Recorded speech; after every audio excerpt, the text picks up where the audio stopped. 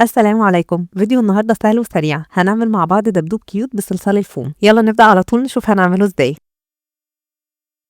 أول حاجة هنجيب صلصال بني ونضيف عليه صلصال أسود، وبأكبر معلقة معيارية عندنا هنعمل كورة، وهنعمل كورة كمان بنفس المقاس، يعني هيبقى عندنا كورتين.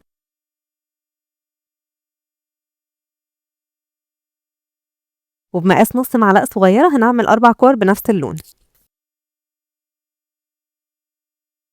ولو مش عندنا معالق معيارية الموضوع بسيط، هنحتاج كورتين كبار و4 كور صغيرين حوالي ربعهم. دلوقتي هنبتدي بالراس، هناخد كورة كبيرة ونضغط عليها بإيدينا بالراحة، وبمشط رفيع نحدد خط في النص. هنجيب كرة صغيرة بني ونضغط عليها وهنقسمها نصين عشان نعمل الوجه. هنتني الطرفين لتحت بالشكل ده ونثبتهم على الراس.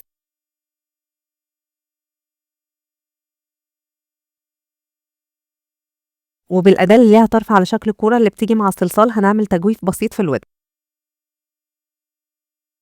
وهناخد كرة صغيرة من صلصال البينك ونضغط عليها ونلزقها على الوش، وطبعا لو الصلصال لسه طري بنلزقها على طول، لكن لو نشف هنستخدم غيرة علشان نلزقها. وباستخدام نفس الأداة هنحدد مكان العين والأنف.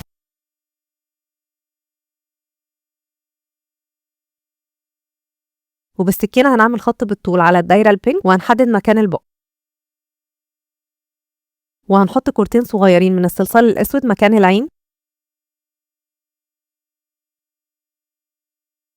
وبيضاوي أسود مكان الأنف. وللجسم هناخد الكرة الكبيرة التانية وهنشكلها بيضاوي بالطول، وبالمشط هنعمل فيها خط في النص. ودلوقتي هنثبت الجسم تحت الراس. وللرجل هناخد كرة من الأربعة الصغيرين اللي عندنا وهنعملها على شكل مخروط، وهنضغط على الجزء الكبير بالشكل ده، وده عشان نشكل الرجل من تحت.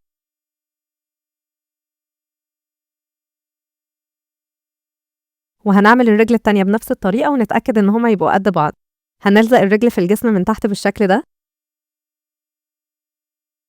ودلوقتي هنجيب دايرتين من البنك ونلزقهم على الرجل من تحت. وللإيد هنجيب الكورتين الباقيين ونعملهم على شكل مخروط، وهنعمله على شكل دائري من تحت ونحاول نخليه مقوس شوية، وهنثبت الإيدين على جنب الجسم من فوق.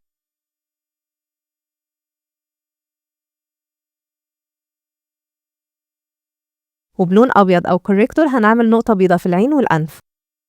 وبقلم أسود حبر هنرسم البق. وآخر حاجة هنعملها القلب، هنجيب كرة بينك ونضغط عليها ونرفعها من تحت، وهنقسمها من فوق بالسكينة وهنسويه بالشكل ده عشان يكونوا الجنبين شبه بعض. واخر خطوه هنثبت القلب بين الايدين، وبكده يكون الدبدوب بتاعنا خلص. يا رب يكون الفيديو عجبكم، جربوه قولوا لي رايكم في التعليقات، ولو عجبتكم الفكره ما تنسوش تشتركوا في القناه علشان تشوفوا افكار تانية كتير.